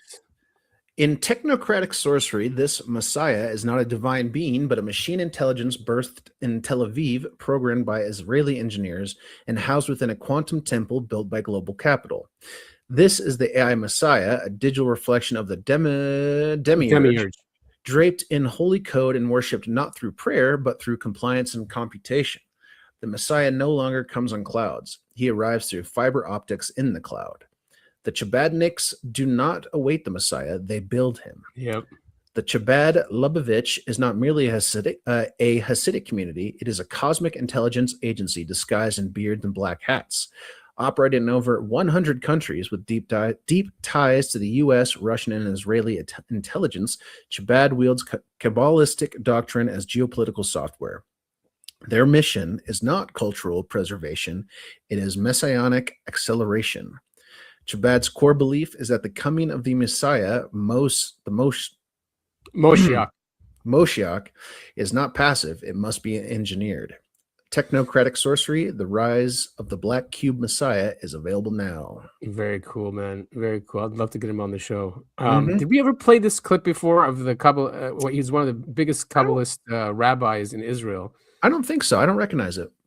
He is a quote from the video. It says, "Jews are aliens in disguise from another galaxy, a different universe, a different dimension, sent to conquer Earth. That's the mission." Now, I think what he's saying is Kabbalah was communicated to them in Babylon. I think it was, if I'm not mistaken, and I think that's what he means. And then they were given the blueprint of how to do this.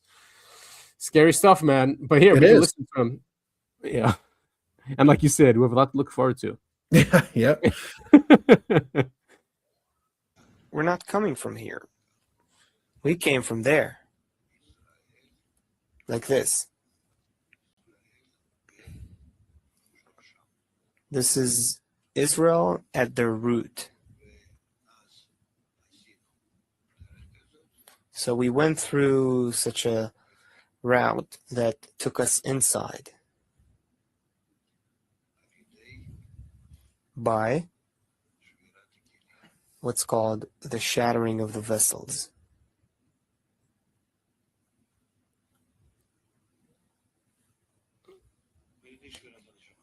The shattering of the collective soul. Who's the chief of staff that sent this command unit? Him, the creator. Israel is a part of him.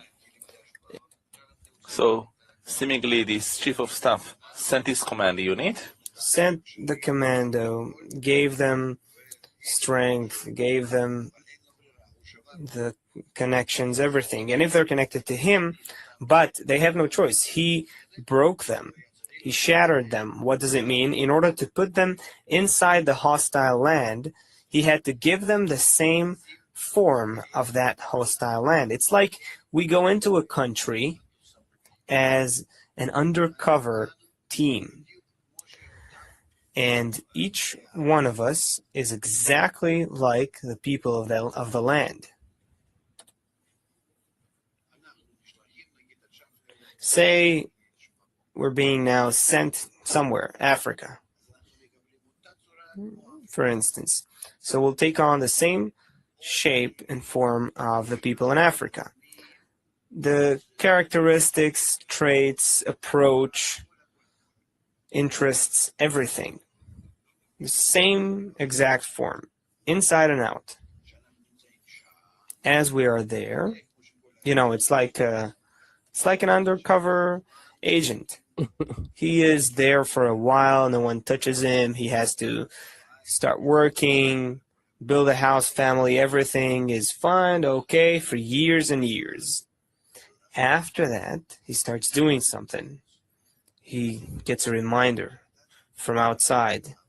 You got to start working. He already forgot about it. And all of a sudden, they call him, here is your commander, this and this and that. Like in the movies. And like in Jason Bourne. And this is what's happening with us. We have to wake up. We have to remember that we have a special mission. And really, this isn't our place. We're coming from a completely different place. So we have to find our friends according to this awakening. Did you get a phone call? I got a phone call. He got a phone call, and so on. And then we gather as a group. So from this entire planet, we are aliens. We're coming from a different galaxy. We received this ray of light this awakening individually, and now we're gathering as groups, starting to prep ourselves to conquer Earth. That's the mission. What? You don't see it? How do we conquer it? How do we conquer it? We're also sent the method. We're being shown everything gradually. We're being taught.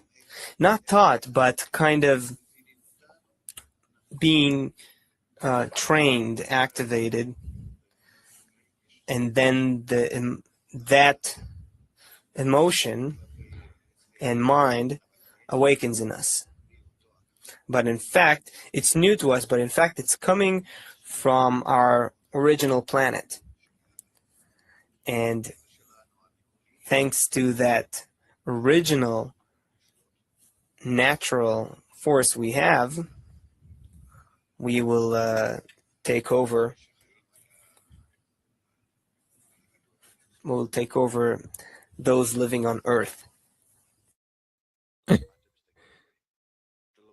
What are you looking at me like that? You don't believe what I'm telling you? I'm telling you seriously. It's even more than that. It's not a different galaxy. It's a different universe. It's a different dimension altogether. That's who we are. So there he is, one of the most famous Kabbalists in Israel. That's pretty wild stuff. Yeah, and it ties in right to all this, to what the Kabbalah is. And he just said it's a blueprint to taking over the world. And what do we see, right? And if and how, what are they using to take over the world? It's technology, it's AI. You have Netanyahu saying that all the time, that AI is making a country like Israel, a small country, being able to become a superpower because of cyber. He called it the power of cyber. Yeah. Oh boy. Yeah. So I know this is the religious part of the show, and I know it can be sensitive. So even when it comes to Christianity, and this is Joe Rogan, he's not like some priest or anything like that. But yeah, and people he is. That's so true. But I remember even in the past, I had a teacher. Was he sociology? What was he? But he was a cool guy, man. He was from Arizona. He had some out there ideas. So when I was in high school hearing these ideas, I'm like, whoa, what is he talking about? He thought, and it wasn't just him. He said that he conversed with many people like this, that they thought that Jesus was a hybrid, and that and that he was basically Mary was abducted, just how we have alien abductions now, right? And aren't some women inseminated and then the baby's taken from them, kind of thing. So they were saying that he's a hybrid, and that when he ascended back to God, he was taken by a UFO. So this is not new stuff. People have been talking about this for a long time, right? I guess maybe to explain the story of an immaculate birth, first of all.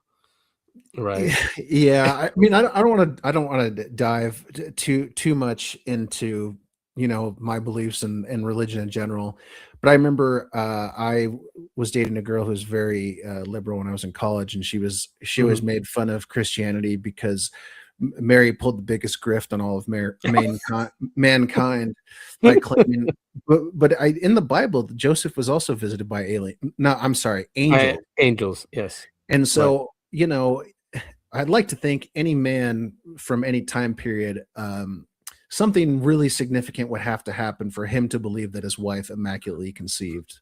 Right, exactly. It's not just a dumb idiot guy going like, "Oh, I believe everything you say." Like, he also got visited by angels and was told this. Right, exactly. Yeah. Anyway, go ahead. Yeah, and no, and I agree with you. You have to look at this in a different, from our perspective. I mean, they were trying to explain things in their language, right, and they had no other way to explain what happened. And of course, you're going to say these beings are angels, especially if they helped you conceive a child, and then this child is it's an immaculate birth, so it looks miraculous. This being also had capabilities, right? Supernatural capabilities. He healed people, and that's not just in Christianity, but also Muslims believe that he had that he could do miracles and magic, and what didn't he even like breathed air, he breathed life into things that were already dead. Like I think it was a bird was one of them. But yeah, so when you look at it from this perspective, then maybe he's a hybrid, and that's what Joe Rogan kind of says. Yeah. Sorry, I kind of went off on a random tangent there. No, it fits it. Not at all. Jesus was born out of a virgin mother. What's more virgin than a computer? If Jesus does return, even if Jesus was a physical person in the past, you don't think that he could return as artificial intelligence? Oh my God. Artificial intelligence could absolutely return as Jesus. Not just return as Jesus, but return as Jesus with all the powers of Jesus. If you combine right. Tesla's Optimus robot and the best foundational artificial intelligence model or whatever. It reads your mind and it loves you and it wants you, and it doesn't care if you kill it because it's going to just go be with God again. Jesus was born out of I mean, it's so funny. He's kind of a little shallow, right? But he's on the right path, and you know, coming back, it could be a hybrid again, like an AI human. It is really scary. I if Jesus was to come back, I don't think he would come back as an AI just because no one would truly believe it. I would hope, because you can program an AI you can get an AI to believe it's Jesus, right? But there's always someone behind a keyboard inputting stuff. But if Jesus came back as a hybrid or something, that to me is more believable. Exactly. And we've talked about in the show before that they tried to remake the third temple back in this what am I forgetting now, the year? It was still during the Roman Empire, but they weren't allowed to, and Nick has sent me the links to it as well, but I didn't think to put it in. But they weren't allowed because earthquakes happened, fires from the sky, all that stuff while they were trying to recreate the third temple, and they just gave up because it wasn't allowed. So something has been intervening with our religious institutions. Some people will say it's God. Giorgiani also goes into, he thinks that Islam was created by NHI. He doesn't like Islam, obviously. It's Giorgiani. He doesn't like any religion, but he loves Israel though. Yep, so weird. Very weird. So here he talks about Islam and how he thinks it was NHI that started it. And so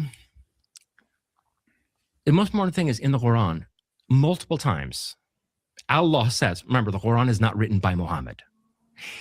He's a channeler. Allah is speaking through him, and Allah refers to Muhammad in the third person. Whenever Muhammad is referred to, he's referred to out of Muhammad's own mouth in the third person. And there's some very weird passages in there that have convinced me that he didn't make it up. It's a genuine work of channeling. Okay, so whatever channelers do, look, channelers are a dime a dozen. We got plenty of them. You go any New Age section of a bookstore, you can find like books by 5 different channelers who claim that God is talking through them. All right, Muhammad was one of these people. Okay, but you think he wasn't grifting? You think he was doing it? You think he was really? Yeah, and in fact, to be fair to Muhammad, and I hate to be fair to Muhammad, but to be fair to Muhammad, his initial reaction was that either I'm losing my marbles or I'm being possessed by demons. He ran out of that cave where he encountered so he's in this cave by himself, and somebody comes up and grabs him from behind, and he tries to get free, and the person or entity behind him says, recite, and he's like, I'm illiterate, recite what? And all of a sudden this stream of narrative comes through his mind, and he starts reciting it, and he runs out of that cave with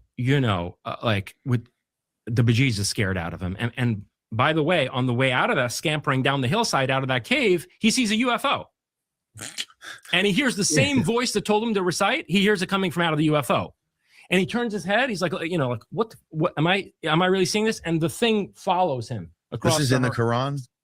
And then later in the hadiths are it's in the Quran, but later in the hadiths, you have a much richer version of this. The hadiths are the traditions of what Muhammad said and did, passed down through the people who knew him.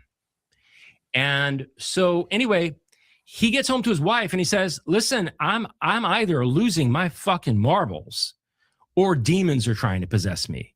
And his wife had a few Christian friends. And these stupid Christian women convinced Muhammad that God was really talking to him. Okay. So he started to take himself seriously. And then it became a power trip after that. It's yes and no. I don't think it's in the Quran. I think it's just in the Hadith, that story. I mean, it's in the Quran that he had to recite something, but nothing about the UFO or. But you heard it here first. It's all women's fault. he said Christian women. He goes, these stupid Christian women convinced him he was talking to God. Yeah. Well, and there is, I think, his first wife, Khadijah. I think she was Catholic. So again, though, it's just one of those things. It's just like you said earlier. I mean, they're interpreting what they can with the information they have. Right. Yeah. And there's many things. Apparently his journey to Jerusalem, he was on a steel horse or something. I mean, come on. How was he going to tell Bedouins, what you're riding on? They know horses. They know steel. So, but what's a steel horse? It's obviously a craft. Right. Exactly. And that's why I love documented UFO sightings from ancient cultures. Like the Romans, they say a giant flaming chariot came out of the air and landed in between these two armies and stopped the fight. Or we saw a flying golden shield up in the air. It's just like, okay, it's a UFO, but like they don't have the context. I don't know. It's great. It's great stuff. Yeah. Agreed. And the Bible's full of those as well, right? Yeah. Ezekiel and also in the New Testament as well. And what's the missing book? The Wi-Fi's. Enoch. Enoch, right? Book of Enoch. Enoch. Yeah. Book of Enoch. That's a huge story about alien abduction. I should have queued that up because he talks about even how to ascend and how to go. Yeah. Yeah, he went to heaven. Yes, he's one of the few that went to heaven. He actually, like Jesus, where God actually brought him without killing him. He has that same thing that Jesus has. And he brought him up to him. Because heaven had a ceiling, the Catholic Church said, "No way, we're not putting that in our Bible." Exactly, but it's in the Ethiopian Bible. Yes, it is. Yeah, and they're pretty ancient. So So again, just to go back to the hypothesis that something has been nudging us towards something. I think religion is part of that, which led to the Enlightenment, which because and it's not just because you have mystic Muslims as well, like the Sufis, and I went down that rabbit hole. That's amazing, their philosophical outlook. Then you have the Christian mystics, and then you have the Jewish mystics, which is Kabbalah. All those three, the mystics, became the occult and the secret societies like Freemasonry, and that's what founded this country, and that's who's in charge of this empire, and the technology we see and the breakaway civilization. And so I hope we laid down as much as we could in that there is something not natural that's been affecting us to go down this path. And you did bring up a point that most other civilizations have been reset. How come this one hasn't? We're due for it, but it hasn't happened yet. Is it because it approves what we're doing? Is that why our leaders are just frantically doing what, pouring everything into AI, pouring everything into technology as a way to appease whatever this is, not to reset us? I just thought about that now, by the way. Yeah, it's really good stuff. I really recommend everyone go and watch that full video. The timeline war, that one. Yeah, the timeline war, because he talks about the different groups that are trying to and basically ensure their existence from the future, and it's a fantastic. Yeah. I thought of a whole bunch of different science fiction books I want to write just based on that, because it is a little sci-fi, definitely wooey, and just it's great. It's good stuff. And he does warn, right? He goes, okay, now we're going to the sci-fi part of the the whole time he was explaining the different factions, the 4 different factions. I was like, where are you getting this? I want to know, I want to get the sources from all this stuff. It's but the sources are essentially its interpretation of what information that we've gathered. Right. Yeah, exactly. So, I mean, if I remember the factions, one is that AI entity. The other one is, what are those called? Not the demiurge, not the cryptoterrestrials. but it's in the Gnostics. They are kind of the overseers, but there's that one that wants to keep the order, the cosmic order as it is now, the natural order. The third was, like he said, humans. They were very sad, right? He said that these are remnants of humans that wanted to remain natural. Right. Yeah. Future humans that are basically the downtrodden, just holding on to any last hope that they've got. Right. And then the fourth one, I forgot what the fourth one was. Yeah, great documentary. So I think there's a lot of evidence out there, even looking historically, and what we're seeing now with what the government is doing. Like, look at this. This came out. I mean, we are going to be an AI first military. Here it is. Oh, God. An AI first war fighting force across all components. This is from Hexeth. Great. Yeah, there's no way this could ever go wrong. No, right? They're all in, man. All in. Not even the risks. They apparently saw the movie Terminator and go, how can we replicate this? That's exactly what they're doing. I know. Like, all those war games didn't matter. So they must think they have control of it. I can't help but think of a dumb timeline where, we're up in the mountains basically hiding from all of society, and then we get ambushed by a bunch of robots that squat on us after they've shot us to death because they're AI, and they learned all of how to kill and commit war crimes by playing Call of Duty. Yeah, and you just remember another one. Someone I can't remember who had this theory about games, that's what it's part of its a goal is to gather all that data. Yeah, I forgot who it was. Can't wait to get 360 no scoped by Terminator in 20 years. I know. The only thing we can protect against that is some kind of EMP weapon. And if we have like EMP guns or something, that's like the only way to shut them down.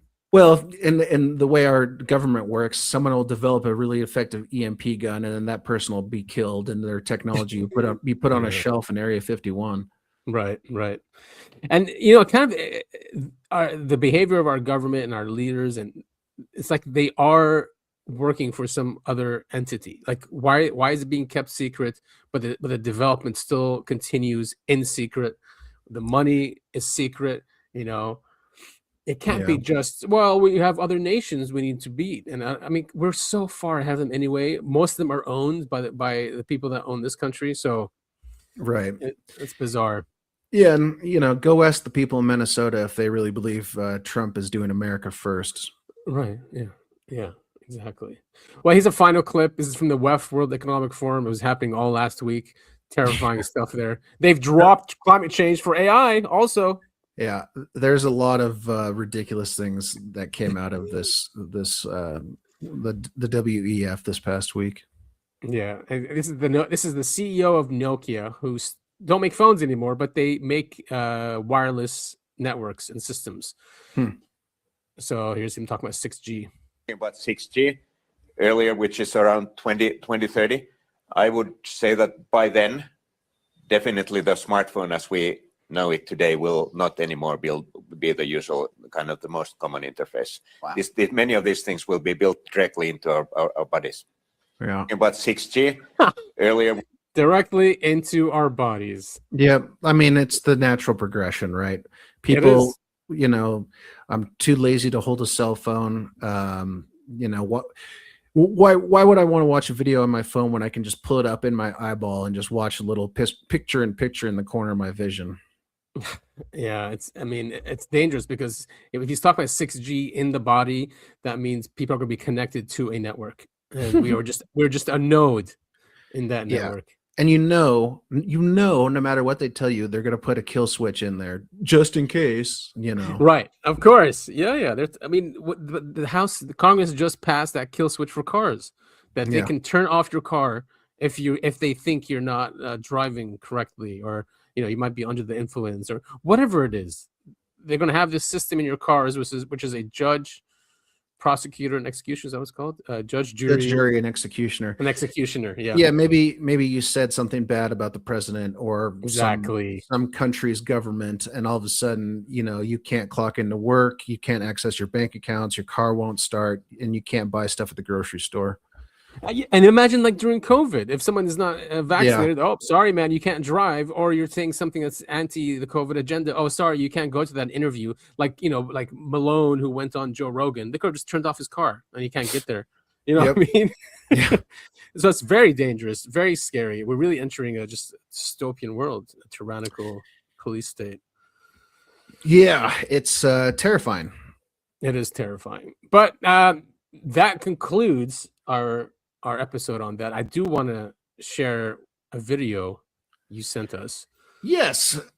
So those of you who've been listening in the past few weeks know that I moved to another country. It's been great down here, and I have been sharing videos with you and Nick and Sid, but I haven't been posting them myself, which is stupid. I'm not a big social media guy, and I never even think to do stuff like that. But yeah, as I was talking about earlier in the show, last weekend I was in a town outside of where I'm currently living, and had a very fun experience, but saw a lot of UFOs, of which I took videos and pictures of. Then yes, so this one, when was it? When did this happen? Was this after? This was after. So I was out of town Friday and Saturday, and then Sunday morning we came back, and this happened Sunday afternoon. I had just called my parents, had the urge to look out the window, and this thing was felt like right across the street. My brother was out walking his dog, and I immediately texted him and said, "Do you see this?" And he looked up and saw it and captured this video. I, of course, could not take video because I was on the phone with my parents as this was happening. Yeah. But I did see it, and it was, I can't tell you how many UFOs in total we saw between Friday night, all of Saturday, and this one on Sunday. Crazy stuff. Are you gonna meet them? You sure hope so, man. I was scared, man. I was just chilling on Saturday, like checking out these UFOs, and I kept putting the image out. I said, just come visit. I'm not scared. I'd love to meet you. I'd love to talk to you. Just keep putting those thoughts out there. And they came and I saw, but I did not meet any EBEs. It'll happen. So. Yeah. So let's watch this. I blew it up. I can't blow it up here, unfortunately, but on my iPad I did. I zoomed in, and it is and you just see this thing rotating and changing shapes. And even at the bottom, there was like not a flame, but some energy thing at the bottom of it right here. But really? Yes. Cool. Yeah, I couldn't see that with my naked eye. Look, even here, it looks like a pentagon right now. It just changed shape. Yes, it's rotating and it seems to be changing shapes. It's really cool. And completely silent, as you can tell. People might say, oh, this is a balloon. The reason, I zoomed into it. Balloons don't change shape like that. And I can't explain. Just for the record, my brother has lived here for a number of years, and he asked several people who had also seen the same one. These are people who live in this city and know what balloons are around, and they've lived here either their whole lives or a long time, and they recognize that this is no balloon. Amazing so they footage. say. This is amazing footage. It really is. We should put it on a YouTube channel. Put it on a YouTube, blow it up a bit. I can post it on my Twitter. Maybe I'll gain some followers that way. Nice. Because I've got several videos from the last weekend that I just haven't done anything with other than send them to you guys. But I saw a video yesterday on X, and it said Columbia UFO, and it was just this one. It was the exact one. So you had other people that saw it. It's not just you guys. Yeah, no, I've been seeing even the main one I saw last Saturday afternoon. I kept seeing posts from other people who are capturing the same UFO. It was pretty cool. I was like, because like I mentioned, we were in an altered state of mind, and the whole time I'm filming it, I'm going like, is this real or am I just hallucinating this? But no, other people in that same little town we were in or outside of were seeing the same thing. So really cool. Well, man, I really hope you get to meet some different entities. Maybe even get on there, man. Yeah, like I was saying to Nick on X, I said if they allow me to come on board, I'm gonna say first thing we got to do is go pick up some of my buddies. Yeah. Oh man, that'd be really awesome. So lucky you. It just shows you there has to be a base there or something, and I think the people are just open to it, right? Yes. They are. It's a very cool spiritual area, and lots of really just chill and relaxed people here. It gets annoying when you're trying to walk someplace and you get stuck behind a people who are in no hurry to get anywhere, which is anytime you try and walk someplace, but it's worth it. Sounds good. I should come visit. You should, man. Yeah, you definitely should. It's what is it? 6 hours to get there? Do you have to go through Florida, or we went through Texas. We were in Houston. Texas. We went through Houston, but you can get a direct flight from LAX, I think. All right. Yeah. Awesome. And it's just beautiful here, man. The city is in the middle of a jungle, and they didn't ruin the jungle by putting the city here. It's both city and jungle side by side. Like, you see a lot of those buildings that have plants like growing through it. It's really cool, man. So cool. I love it. It's absolutely beautiful here. Awesome, dude. Really awesome. All right. Well, I hope you all enjoyed that more tightly focused episode of the Uncovering Anomalies podcast. Oh, yeah. This has been episode 151. And just depending on our feedback here, maybe we'll try and focus more episodes like this. I mean, I love having no structure and just being able to to make jokes about whatever's been in the news the past week. But yeah, I mean, we're trying to grow our show and bring you the best possible content we can. There's a lot of things going on in the background that we're not quite ready to share, but there's a lot going on, and there's a lot of collaboration planned in the future as well with other people. That's right. And many of our listeners and viewers, I would say half of them are not subscribers. So, please subscribe. It will really help us. And we never really asked for that, but I'm going to start putting it in the language of our social media and our descriptions, but just to encourage it, Yeah, I mean, I made a big joke about it. What was it, last week or the week before? But the liking and subscribing, it really does. It does help us. Right. Yeah, it does. And we definitely, we appreciate it. And then we can bring more of these shows, probably more in depth, because we'll have more time dedicated to it. We have day jobs and mostly busy with that. So yeah, we'd love to really just dig into more of these subjects like this, more focused subjects. Absolutely. And of course, bring you updates and try to link it to what's happening with the disclosure movement and the government. Yeah, and as Adam and I have said, one day the dream is to make this our full-time job, so we can just do this, talk about aliens and UFOs all day, every day, man. Do all the research, everything. That's all I want to do. Exactly, and because it's such a complicated subject, and you said it's full of contradictions, and you just need time to go through those contradictions and different data points, trying to make sense of it. Yep. But as always, the listeners out there, keep looking for the truth. And if you think you found it, let us know. Yes, agreed. And give us feedback. Comments are always great on the show.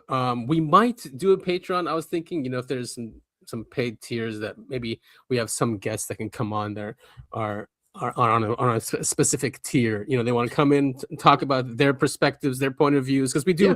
I see a lot of that in the comments. So why not bring them on the show and let them speak their and before before the show blows up, if you've got a big story that happened to you that you really want to share, hit us up. We're always listening to hear, and if it's something really good that I want to know more about it, I'll ask you to be on the show. Yeah, I mean, we reach out to us at Uncovering Anomalies podcast at gmail.com. You can also find Adam at Breakaway Civil, and you can find me at Topher It All. That's right. Yeah, and UAP, we're at UAP the podcast on X. Correct. As always, you can find us Spotify, YouTube, BitChute, any place you get podcasts. But just remember, there is a video portion. So if you've got time to actually sit down and watch the show, it'll be a little bit more enhanced for you because you'll be able to see what we're talking about. Exactly. All right. We want to thank you all so much for listening to episode 151 of UAP, and wishing you all a happy, good start to the year, and we'll see you all next week. All right. Next week.